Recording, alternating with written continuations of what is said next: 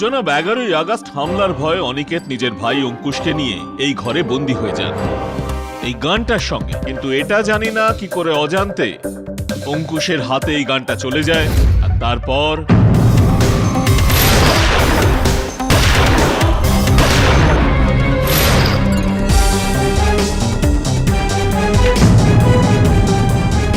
এরকম একজন ব্যক্তি যার মানসিক বয়স 2 বছরের হবে, যে একটা ফোনও ঠিক মতো ধরতে পারে না, এখন এরকম ব্যক্তি হাতে পিস্তল ধরে লক্ষ্য স্থির করে 3-3টে গুলি কি করে চালাতে পারে ইওর অনার? Shoot shoot! আপনার এই কেস কেডি সাহেব, এটা ধরে নিন যে ক্লোজড।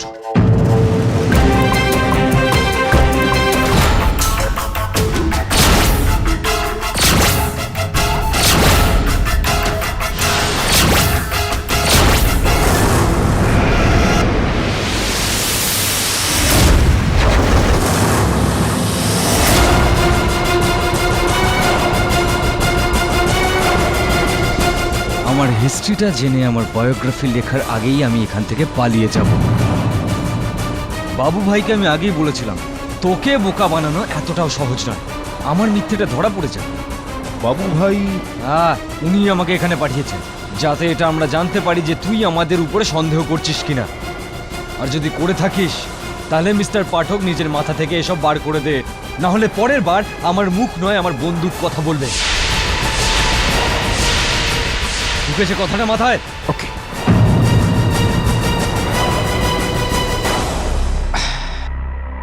বিচিত্র জীব একটা, না তো বাংলা বলতে পারে, না তো বন্দুকটা তাক করার আগে ওটাকে লোড করে। কি অবস্থা এই ভারতবাসীর!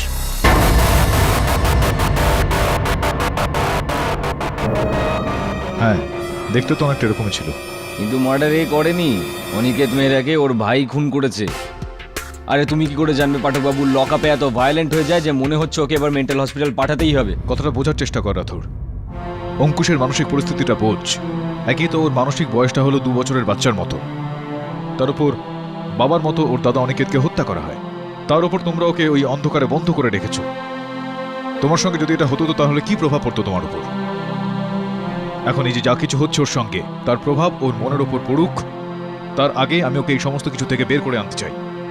ভুলে যাও পাঠকবাবু। স্যার আপনি তো জানেন অনিকেত স্যার যে পরের ফিল্মটা বানাতে যাচ্ছিলেন সেটা বাবু ভাইকে নিয়ে, আর বাবু ভাইকে এই ফিল্মে খুব বাজে মানুষ হিসেবে দেখানো হয়েছিল। এই জন্য বাবু ভাইয়ের ওখান থেকে রোজই হুমকি আসছিল যে অনিকেত স্যার এই ফিল্মটাকে যেন বন্ধ করে দেয়। কান খুলে শুন, শেষবার বলছি, এই ফিল্মটা বন্ধ কর। দেখ, আমিও শেষবার বলছি, আমি একজন ডাইরেক্টর, আর আমি কোনো বাবু ভাইয়ের কথায় ফিল্ম বন্ধ করব না। শুনেছিস তুই? আরে তোর মাথাটা খারাপ হয়েছে নাকি? বাবু ভাইয়ের না শোনার অভ্যেস নেই। আর আমারও হ্যাঁ বলার অভ্যেস নেই। শুনেছিস? আমারও হ্যাঁ বলার অভ্যেস নেই। তো তাহলে কি এটা সম্ভবপর যে অনিকেতকে এই বাবু ভাই খুন করিয়েছে? হতে পারে স্যার, কিন্তু এই জন্যে তো ওনার লোককে প্যানিক রুমের ভিতরে ঢুকতে হতো। আর এখন এই কথাটা তো অঙ্কুশই বলতে পারে। যদি ও বলতে পারতো তাহলে পুরো পুরো কেসটাই সলভ হয়ে যেত স্যার। অঙ্কুশ, সেদিন রাতে ওই ঘরে কোনো তৃতীয় ব্যক্তি এসেছিলেন? লম্বা চুলওয়ালা কোনো মহিলা? চুল চুল চুল চুল চুল চুল হ্যাঁ, চুল, লম্বা চুলওয়ালা। চুল চুল চুল।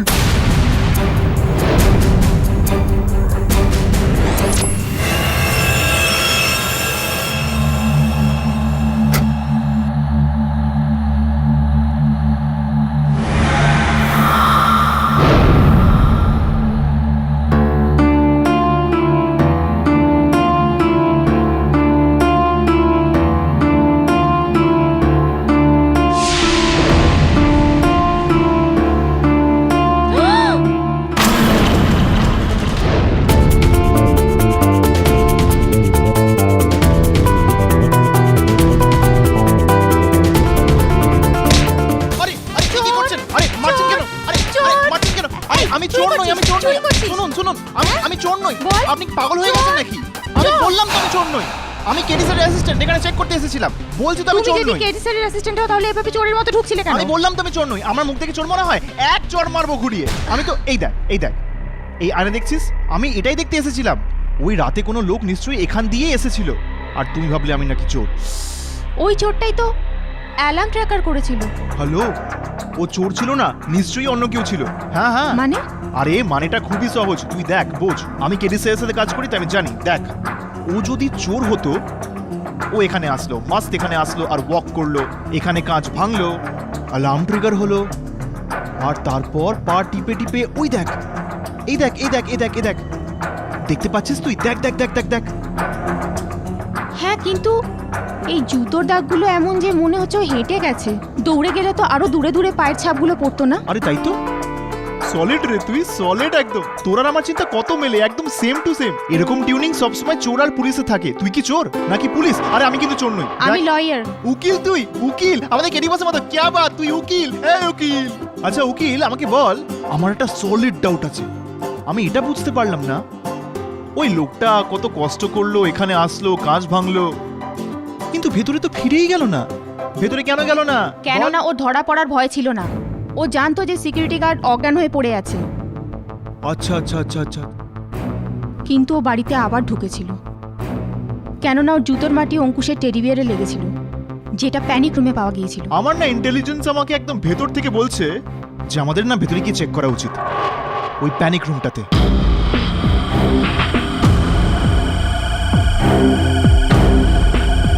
চল উকিল, চল চল।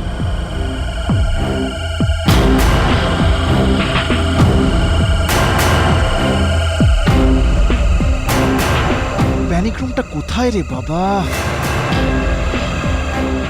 এ উকিল, আমার মনে হয় প্যানিক রুমটা ওইদিকে। আয়, চলে আয়। দাঁড়া,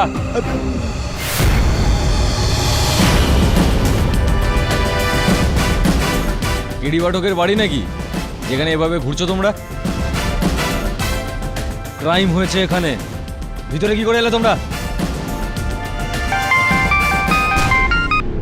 হ্যাঁ করো বলে। আচ্ছা, ওই নকল জার্নালিস্টটা ধরা পড়েছে? আসছি আমি। তোমরা দুজন যদি এর ভিতরে গেছো তাহলে ভিতরে করে দেবো। হ্যাঁ স্যার।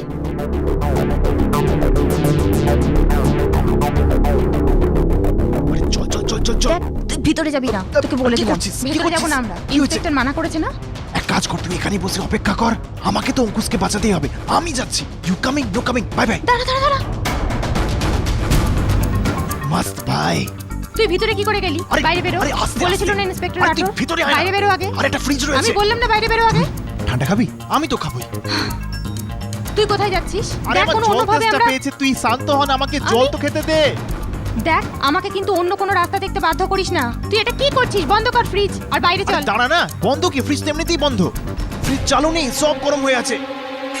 এত বড় প্যানিক রুমে গরম আর বেকার ফ্রিজ? আমি বুঝতে পারছি না। আরে মেকানিক ডাকেনি হয়তো। এ তুই কি করছিস? হ্যালো, আরে তুই কি করছিস বাবা? তুই চুপ কর, আরে আমার কি? আমাকে আমার কাজ করতে দে।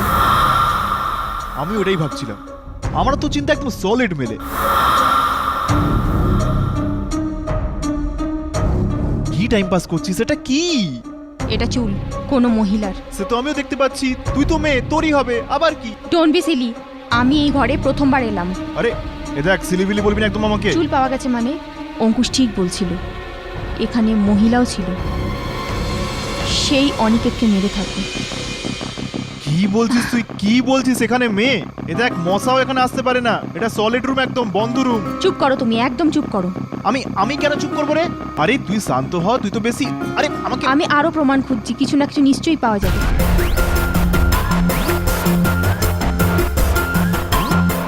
এই দেখ, এখানে মশাও আসতে পারবে না। তো একটা গোটা মহিলা কোথা থেকে আসবে? হ্যাঁ, এখানে লক আছে, সলিড লক লাগানো আছে। বুঝতে পারছিস আমার কথা তুই? আই সাবাস, কি সলিড লক পাইরি, সলিড লক। এই দেখ, দেখ না, দরজা কিরকম ফাস্ট বন্ধ হয়ে যাচ্ছে।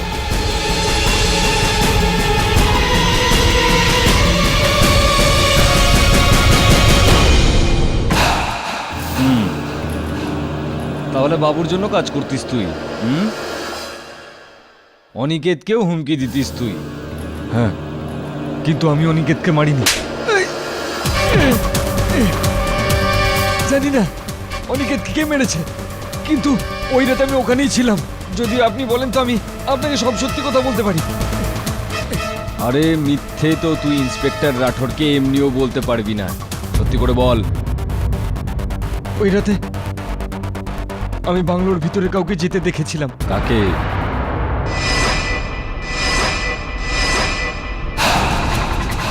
তোর কাছে হবে না লক নাম্বার কোড, তো ভেঙে ফেল।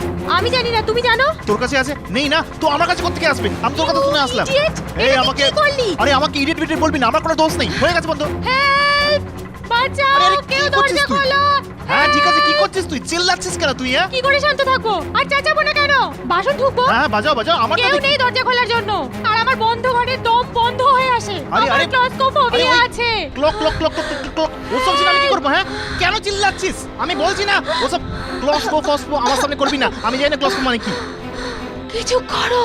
আমি আমি আ- আমি কিছু করছি, আমি আমি আমি কিছু করছি। আমি ফোন করছি। আমার কাছে আছে না কেরি বস? হ্যালো কেরি বস, কেমন আছেন কেরি বস? মাস্ট তাড়াতাড়ি করো। দাঁড়া। কেরি বস কি হয়েছে কি, আমরা এখানে এসেছি, এখানে সলিড মাস্ট প্যানিক রুম বানিয়েছি এখানে। আমরা এখানে এসেছি, এখানে পুরো সলিড মাস্ট আছি আমরা। তো কি হয়েছে কি কেরি বস, যে আমরা ভেতরে আসলাম আর এখন বাইরে যেতে হবে, কিন্তু বাইরে যেতে পাচ্ছি না এখন, কারণ ওখানে লক হয়ে গেছে কেরি বস। তো এই যে এই মেয়েটা আছে না, এক মিনিট, নাম কি তো?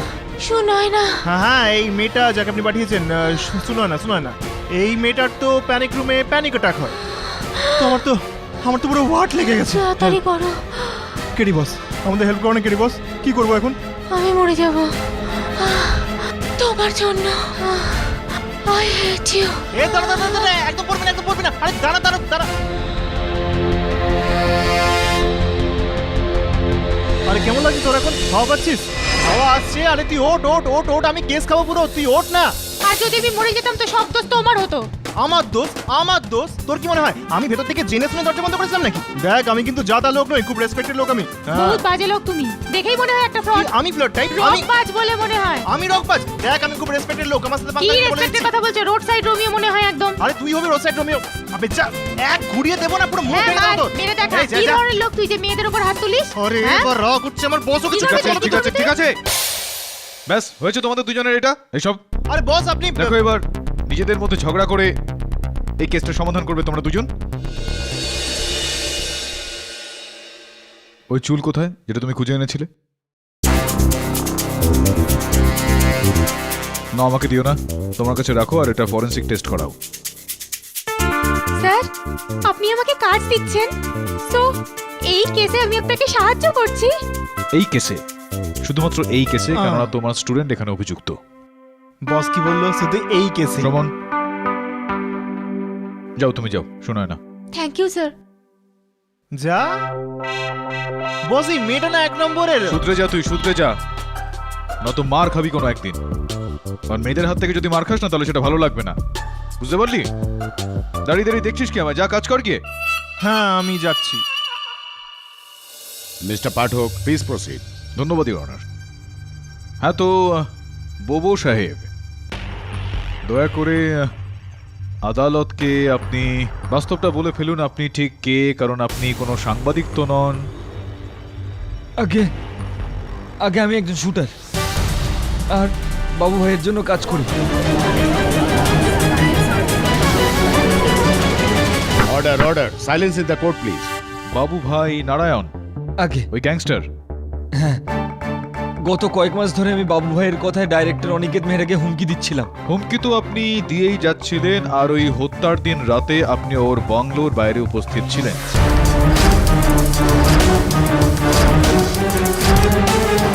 আগে আমি ভিতরে যাইনি।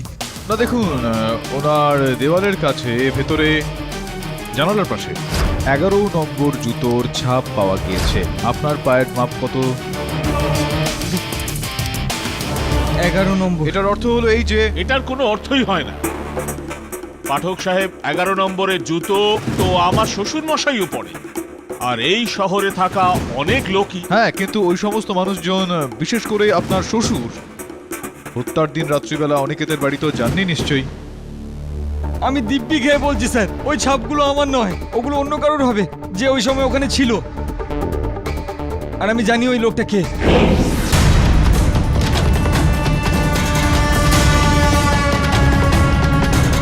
কারণ আমি নিজের চোখে ওই রাতে দুজন লোককে ওই বাংলোর ভিতরে যেতে দেখেছি স্যার। কাকে দেখেছিলে ভাই?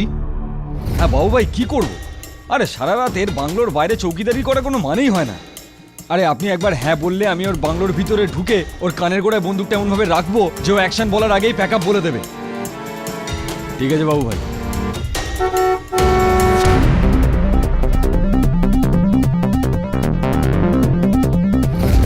এই ম্যানেজারটা আবার কেন এলো?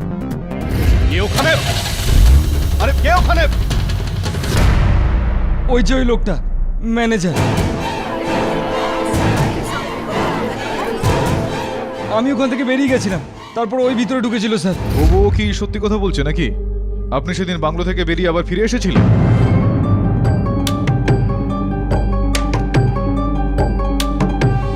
হ্যাঁ স্যার, কিন্তু এই কথাটা তো ধর্মপাল জানতো না, কারণ ও ঘুমাচ্ছিল।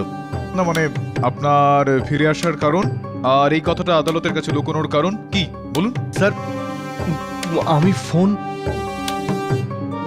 স্যার এই কথাটা তো আপনার অদ্ভুত মনে হবে, কিন্তু ওই রাতে আমি অনিকেত স্যারকে মারার জন্য নয়, বরং ওনাকে বাঁচানোর জন্য গিয়েছিলাম। আমি জানি স্যার আপনি আমার কথা বিশ্বাস করবেন না। আপনার এই কথাটাকে বিশ্বাস করা বেশ কঠিন গগনবাবু, কেননা ওই সুরক্ষা কক্ষের দরজাটা খোলার ওই কোডটা অনিকেত ছাড়া শুধুমাত্র আপনার কাছে ছিল। কিন্তু উনি দরজা খোলেননি কেডি সাহেব, এই প্রমাণ আমি আগেই দিয়েছি ইওর অনার। স্যার আপনি আমার কথা শুনুন, আমি আপনাকে পুরো ঘটনাটা বলছি। ওই দিন ওখান থেকে বেরিয়ে আসার পর সারা রাত অনবরত আমাকে ঝর্ণা দেবী ফোন করেন।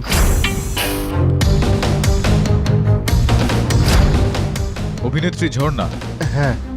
কেন করছিলেন আপনাকে অনবরত ফোন? এটা অ্যাকচুয়ালি অনিকেত স্যার ওনার ফিল্মের হিরোইনের জন্য ঝর্ণা দেবীকে প্রমিস করেছিলেন, কিন্তু স্যার লাস্ট মোমেন্টে অনিকেত স্যার নিজের মত বদলান আর মীরা দেবীকে নিজের ফিল্মে নিয়ে নেন।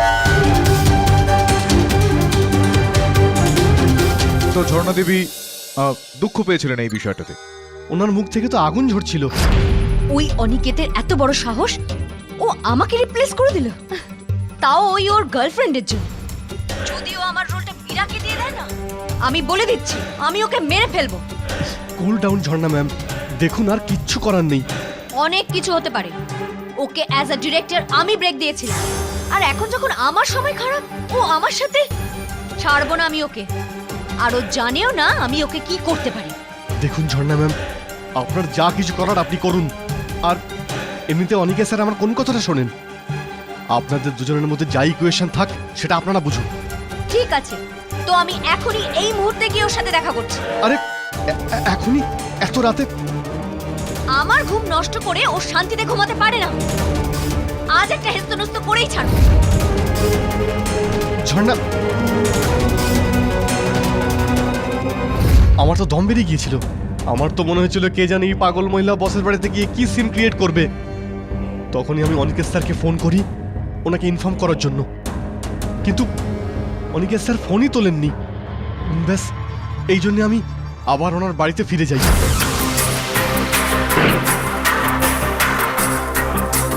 স্যার, আরে গগন, তুমি হঠাৎ কি করে? কি হয়েছে? স্যার আমি আপনাকে ওয়ার্ন করতে এসেছি, ওই ঝর্ণা আপনার সঙ্গে ঝগড়া করতে আসছে। ঝর্ণা আমার সঙ্গে ঝগড়া করবে? কিন্তু কেন? সেই একই কথা যে ফিল্মে ওকে হিরোইন করো। স্যার আমি তো আপনাকে বলছি ওকে আপনি ঘরে ঢুকতেই দেবেন না, না হলে অযথা ও সিন ক্রিয়েট করবে। আরে শোনো আমার কথা, ঝর্ণা আসছে, ওকে আসতে দাও। ও আমার ফিল্মে হিরোইনের রোল চাইছে, তো পেয়ে যাবে ও, কি প্রবলেম? কিন্তু স্যার ওই মীরা? কে মীরা? দেখো, তুমি যাও, সকালে শুটিং আছে, অনেক কাজ আছে, গিয়ে নিশ্চিন্তে ঘুমিয়ে পড়ো। আর ঝর্ণার ব্যাপারটা আমি দেখে নেব, ঠিক আছে? যাও।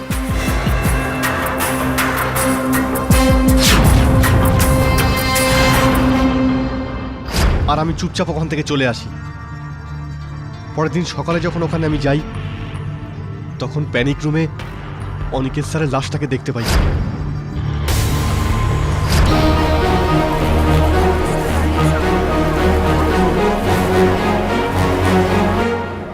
মানে ঝর্ণা ওই রাত্রে অনিকেতের সঙ্গে দেখা করতে যান, তো এই কথাটা আপনি এতদিন ধরে লুকিয়ে কেন রাখলেন?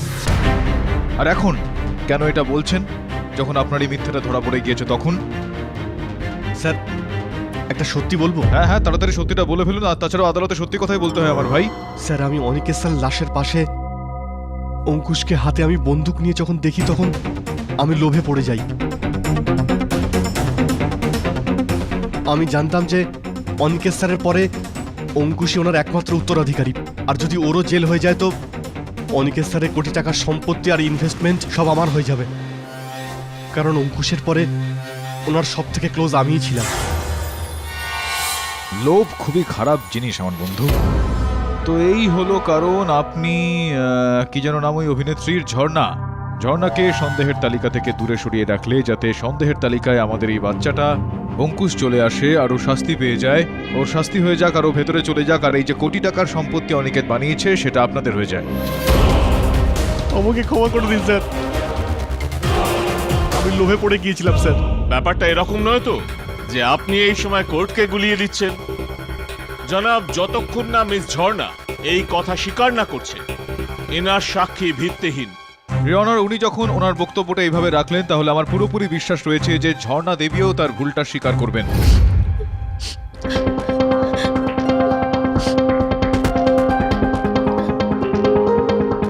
ঝর্ণা দেবী, এখনো তো আমি কোনো প্রশ্নই আপনাকে করলাম না, আর আপনি এই নিন চোখের জল মুছে নিন।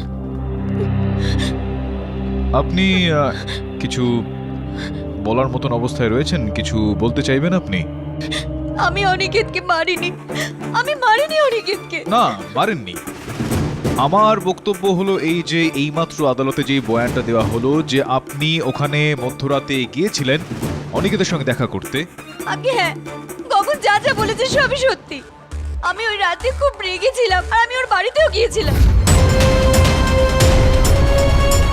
ওয়াচম্যান দরজা খোলো। অনিকেত বাইরে বেরো, কতক্ষণ আমার থেকে পালিয়ে বাঁচবে? আমি কি জানি না যে মীরা তোমার সাথে কি করেছে? এটাই তোমার শাস্তি, আরো বিশ্বাস করো ওকে। শুনেছো তুমি? এটাই তোমার শাস্তি। আমি ভাবলাম গগন অনিকেতকে আগেই সাবধান করে দিয়েছিল, তাই জন্য ও বাড়ি থেকে অন্য কোথাও চলে গিয়েছিল। তো আপনি এটাই বলতে চাইছেন শ্রীমতীজি যে খুনের দিন রাতে আপনি অনিকেতের সঙ্গে দেখা করেননি? আগে না, আমার তো মনে হচ্ছিল ও বাড়িতে কোথাও ছিল না। কারণ সেই দিন রাতে আপনার হাঁক ডাকের থেকে বহু দূরে নিজের সুরক্ষা ঘরে ছিলেন। ওই প্যানিক রুমটা, আমি জানতাম না যে ওখানে অনিকেত আর অঙ্কুশ আছে। তো জনাব, পরিষ্কারভাবে এটা প্রুভ হয়ে যাচ্ছে যে এনার অনিকেতের ওপর গুলি চালানোর প্রশ্নই ওঠে না। আগে আমি ওটাই বলছি যে আমি ওই প্যানিক রুমে যাইনি। এই কথাটা বলার মানে হলো যে আপনার এটা বক্তব্য হলো যে আপনি ওই সুরক্ষা কক্ষে যাননি ভেতরে, আগে নাকি গিয়েছিলেন? যাইনি আমি। জাননি? না। যদি আপনি নাই গিয়ে থাকেন তো ইওর অনার, এই যে কোনো মহিলার চুল এটা যেটা ওই সুরক্ষা কক্ষের ভেতরে যেটা আমরা পেয়েছি একটা প্রমাণ স্বরূপ, সেটা আদালতে প্রস্তুত যেটা করা হয়েছে, সেই চুলটা আপনার ওই সুরক্ষা কক্ষের ভিতরে পৌঁছলো কিভাবে যেখানে আপনি ওই সুরক্ষা কক্ষে পৌঁছননি? আমার চুল? না, অসম্ভব।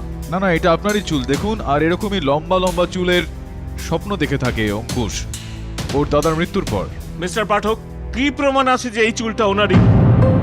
কেননা জনাব, ফরেনসিক রিপোর্ট এখনো পর্যন্ত আসেইনি। রিজভি বাবু এই আসছি কিছুক্ষণের মধ্যে। দেখুন, আসিতেছে আর এসে গেছের মধ্যে একটু ফারাক আছে।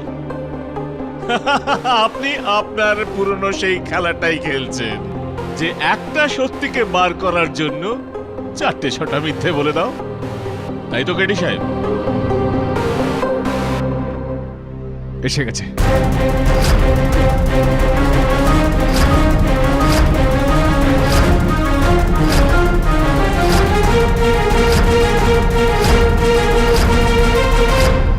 হ্যাঁ, তো ঝর্ণা দেবী, এবার দেখুন এই ফরেনসিক রিপোর্টটা চলে এসেছে যেটা বলতে চলেছে যে এই চুলটা আপনারই, আর এই চুলটা সুরক্ষা কক্ষের ভিতরে পাওয়া গিয়েছে, যার মানে এটা দাঁড়ায় যে আপনি সুরক্ষা কক্ষের ভিতরে গিয়েছিলেন কি জাননি? আমি যাইনি। আমি কতবার বলবো এই চুল? দেখুন, আপনি গিয়েছিলেন, এই কারণেই তো এই চুলটা কেডি সাহেব, ওখানে।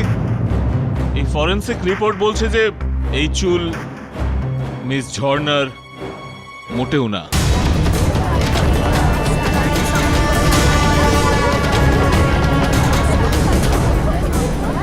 আর এই চুল অন্য অভিনেত্রী মীরার।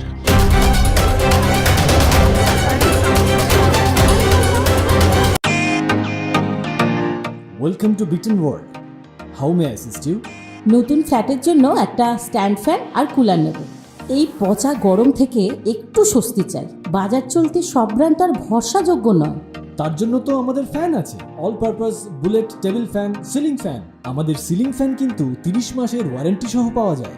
আছে ফারাটা 2 বছরের ওয়ারেন্টি, 17 থেকে 20 মিটার এয়ার ফ্লো, মধ্যবিত্তের সাধ্যের মধ্যে একমাত্র ভরসাযোগ্য ব্র্যান্ড বিটেন।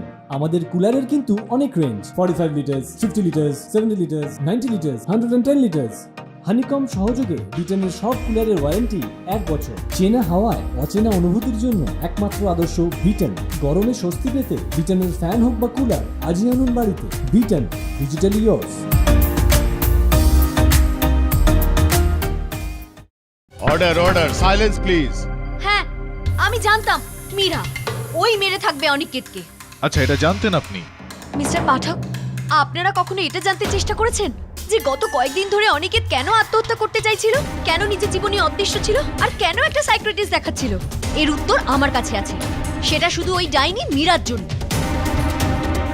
অনিকেত মীরার প্রেমে এতটা পাগল ছিল যে ও আমাকে ফিল্ম থেকে বার করে মীরাকে হিরোইন বানিয়েছিল। আর ও এটা জানতো না যে ও ওকে ধোকা দিচ্ছে। ওর অ্যাফেয়ার অন্য কারোর সঙ্গে ছিল, ও শুধু ওকে ব্যবহার করছিল। আর এটা জানার পর অনিকেত নিজের প্রাণ দিতে চাইছিল।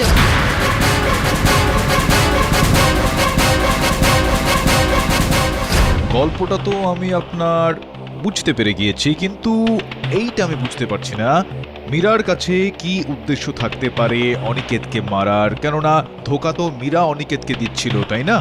আপনি গগনের কথা শুনেছেন? অনিকেত ওকে বলেছিল যে ও মীরার জায়গায় আমাকে ফিল্মের হিরোইন করবে। আরও এই কথা 100% মীরাকেও বলে থাকবে। আর এর আগেই মীরা হয়তো ওর প্রাণ নিয়ে থাকবে। কিন্তু মীরা ওই প্যানিক রুমে ঢুকলো কি করে? এটা আমি জানি না, কিন্তু ওই রাতে যখন আমি ওখান থেকে বেরোই আমি দেখলাম মীরার গাড়ি ওখানে পার্ক করা। এখন আপনি বলুন, অনিকেতকে কে মেরেছে?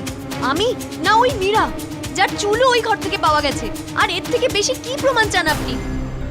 ইওর অনার, ক্ষমা চেয়ে নিচ্ছি আমি মাঝে কথা বলার জন্য, কিন্তু আমার এরকমটা মনে হয় যে এইমাত্র ঝর্ণা দেবীর বক্তব্যে যেই কথাটা সামনে উঠে আসে তা হলো মীরা এই মোকদ্দমার গুরুত্বপূর্ণ অংশ।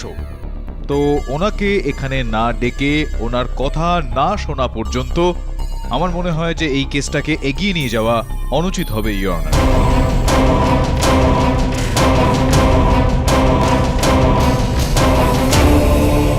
এই আদালত মিস মীরার বক্তব্য নথিবদ্ধ করা পর্যন্ত মুলতবি করা হলো।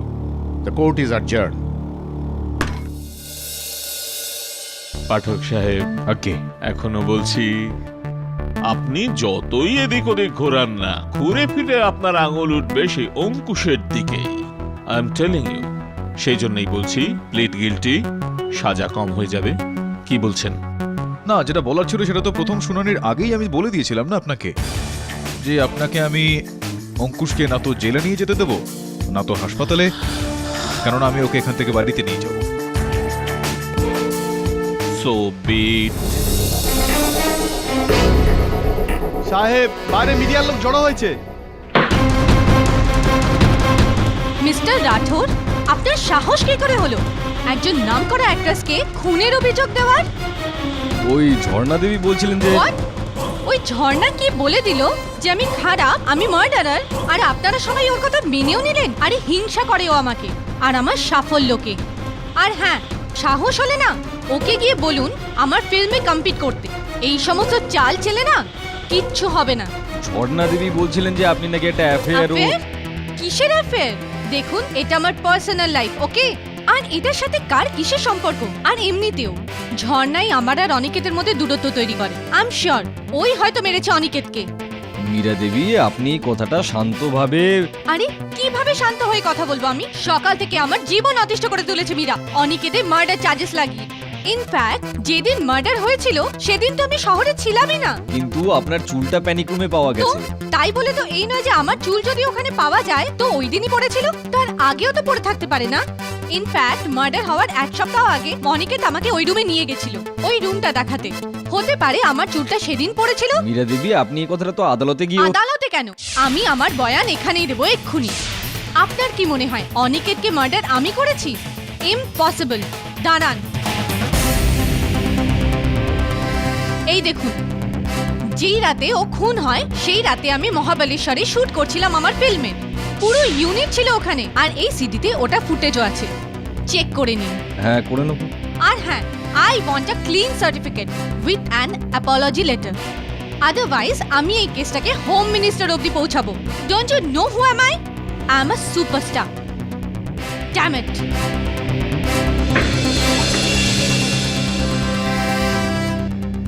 মহিলা তো নয় মহা সমস্যা।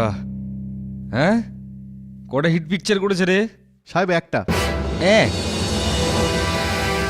আর যদি 10টা করে তাহলে এই সিনটা পার্লামেন্টে হবে নাকি?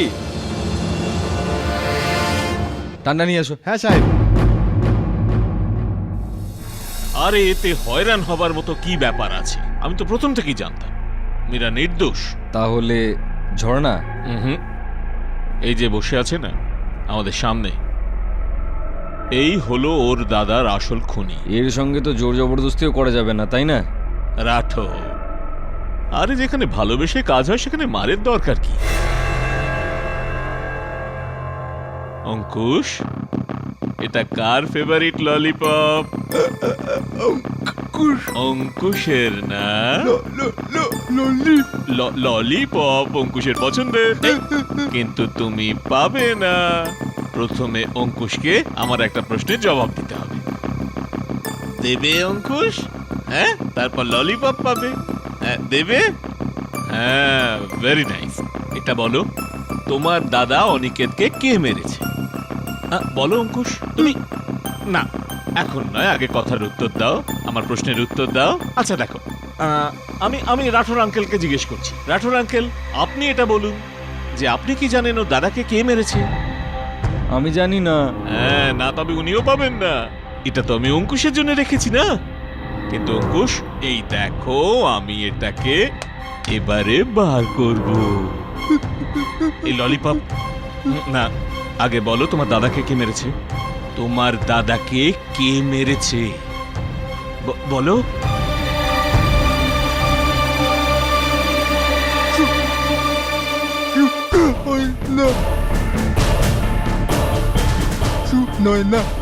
দিদি।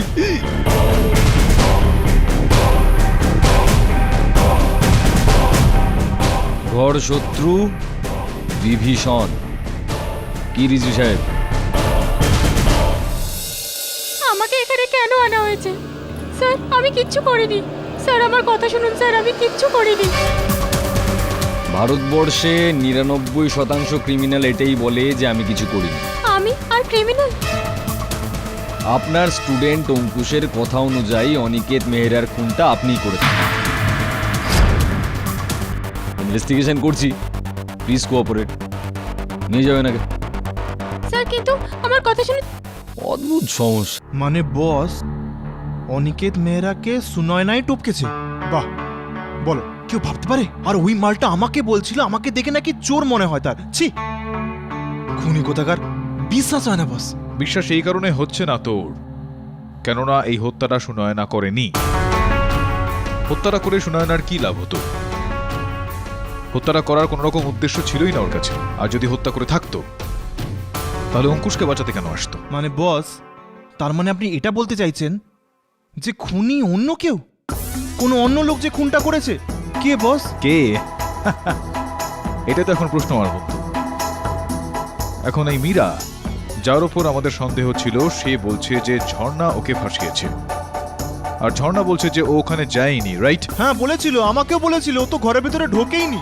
হ্যাঁ, আর ম্যানেজার গগন বলছে যে ও কিচ্ছু জানে না, ওর কোনো রকম সম্পর্ক নেই কেসটার সঙ্গে, যেখানে শুটারকেও এই কেসটা থেকে বাইরে রাখতে চাইছে। এখন তৃতীয় কে হতে পারে যার নিশানা ওই সুরক্ষা কক্ষের দিকে ছিল? এটা আমাদের কিন্তু খুঁজতে হবে। বস, আমার এটা মনে হচ্ছে যে অন্য কোনো তৃতীয় ব্যক্তিই নেই। হ্যাঁ, জানি না, খোঁজ তো নিতে হবে। বস, আমার না গলা শুকিয়ে যাচ্ছে, আমার না তো টেনশন হচ্ছে, আমার মাথায় কিচ্ছু ঢুকছে না। আমি জল খাবো বস, খুব তেষ্টা পাচ্ছে। যাও ফ্রিজ থেকে বার করে নে। তাছাড়াও ঠান্ডা হবে না, কারণ 2 দিন ধরে ফ্রিজ খারাপ আছে। নাও, আপনারও বস আমার কি মনে হচ্ছে আজকাল না ওই ফ্রিজ খারাপ হওয়ার সিজন চলছে। কেন তোর ফ্রিজ খারাপ নাকি? আমারটা নয় বস, আরে আমারটা যখনই খারাপ হয় সঙ্গে সঙ্গে সারিনি। এত গরমে না বস ঠান্ডা জল খেতে আমার দারুণ লাগে, কিন্তু আমি যে প্যানিক রুমে গিয়েছিলাম না ওখানে ফ্রিজ খারাপ ছিল বস। আর এত গন্ধ বেরোচ্ছিল, এত বিচ্ছিরি গন্ধ বেরোচ্ছিল ওখান থেকে যে কোনো জিনিস পড়ছিল বোধহয়। আচ্ছা, এ তো চিন্তার বিষয় রে ভাই।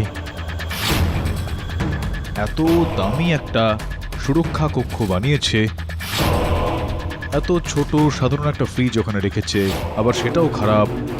ঠিক কেন করালো না? আমার মনে হয় যে আমাদের ওই ফ্রিজটার খবরাখবর আমাদের নিতে হবে। মনে হচ্ছে এর সূত্রটা ওই ফ্রিজ থেকেই পাওয়া যাবে।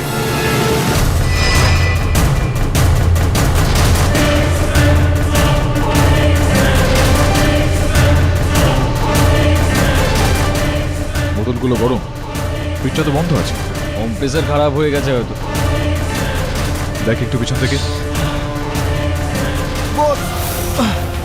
বস আমার কি মনে হচ্ছে যে এই ফ্রিজটা পুরো ফিক্সড, কিন্তু কেউ ফ্রিজটাকে এভাবে ফিক্স কেন করবে?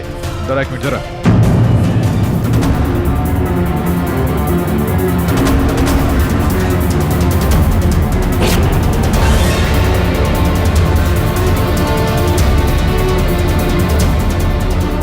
তার মানে এই প্যানিক রুমে ঢোকার আরও একটা রাস্তা। রাইট বস, সুরঙ্গের মতো। এটা কিরকম সিস্টেম? ওকে জিজ্ঞেস করলে না কেউ বলবেও না যে ওই করেছে। এখন তো এটা স্পষ্ট যে হত্যাকারী ওই রাতে এখান দিয়ে এসেছিল আর এখান দিয়ে বাইরে যায়। সেই কারণেই তো মুখ্য দরজার লক করছে, ভেতরে বাইরে যাওয়ার কোনো রেকর্ড নেই। কিন্তু কিভাবে প্রমাণ করবেন যে এর পিছনে কে রয়েছে? একটা উপায় আছে রাথোর, আর সেটার জন্য তোকে আমার জন্য একটা কাজ করতে হবে। কি হয়েছে? আমাদের কেন ডাকা হয়েছে এখানে? কেন রেখেছেন আমাদের এখানে? এই পৃথিবীতে মানবতার পতন আর মনুষ্যত্ব পলায়ন করেছে। আমার কোনো শখ নেই আপনাদের এখানে ডেকে আপনাদের সঙ্গে দেখা করার। ওর থেকে অর্ডার এসেছে আপনাদের সবার ফিঙ্গারপ্রিন্টস আর স্টেটমেন্ট আরও একবার নিতে হবে। Please cooperate. আর কোনো চালাকি করবেন না, বিশেষ করে তুমি তিওয়ারি। সবার ফিঙ্গারপ্রিন্টস আর স্টেটমেন্ট নিয়ে নাও। ইয়ে স্যার। ঝর্ণা ম্যাম, সবার আগে আপনি আসুন। আমি আপনার সবচেয়ে বড় ফ্যান। আপনি কি বলবেন যে এসব কেন হচ্ছে? ম্যাডাম, আমি তো আপনাকে মিথ্যে বলতে পারবো না, আপনার জন্য জীবন দিতে পারি। ব্যাপারটা হলো কি, পুলিশ অঙ্কিত মেহরার সুরক্ষা ঘর থেকে কিছু পেয়েছে।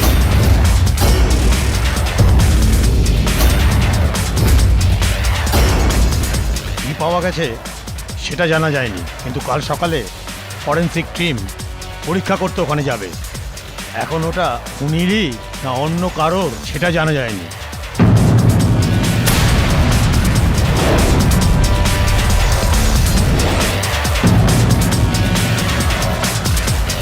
ব্যাপারটা হলো কি, পুলিশ অঙ্কিত মেহরার সুরক্ষা ঘর থেকে কিছু পেয়েছে।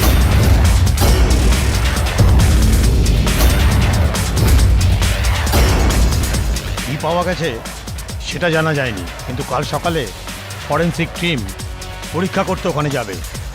এখন ওটা উনিরই না অন্য কারোর সেটা জানা যায়নি।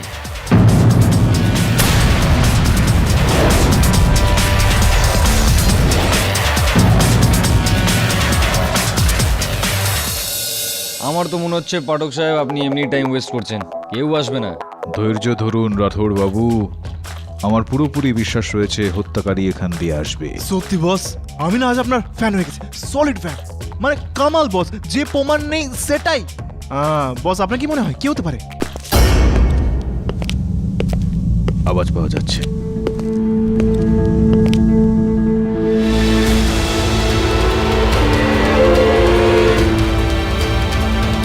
আরে আসুন আসুন কালরা বাবু, আসুন। আপনারই অপেক্ষা করছিলাম। কি বলবেন রাথোর বাবু? লকআপে কি কথা বলি ওনার সঙ্গে?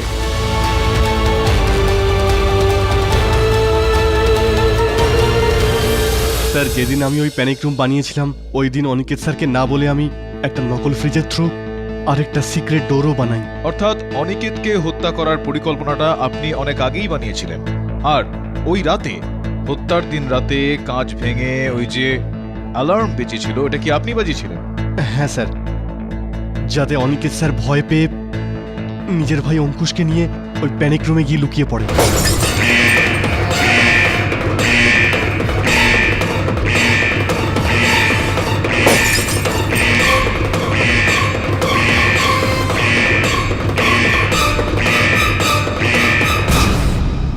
আর তারপর একটা মহিলা সেজে আমি ওই সিক্রেট ডোর দিয়ে প্যানিক রুমে প্রবেশ করি।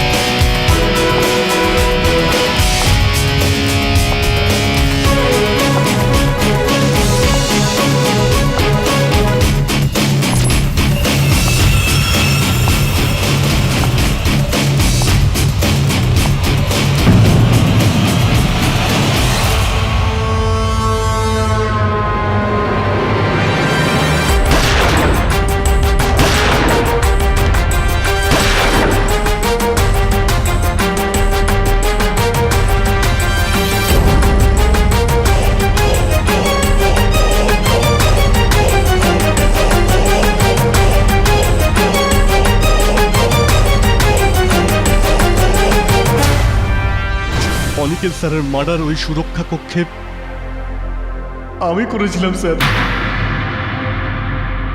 ওনার সম্পত্তির জন্য।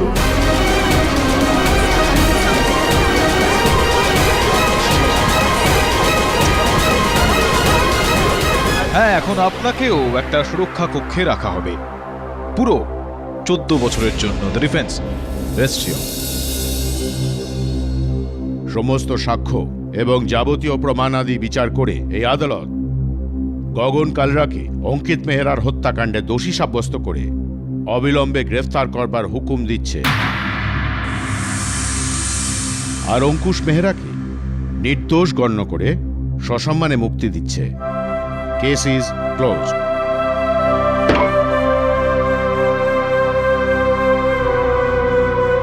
লখনৌবাসীকে আমার হয়ে আদাব জানিয়ে দেবেন? না না, আমি বলে দিচ্ছি, আদাব।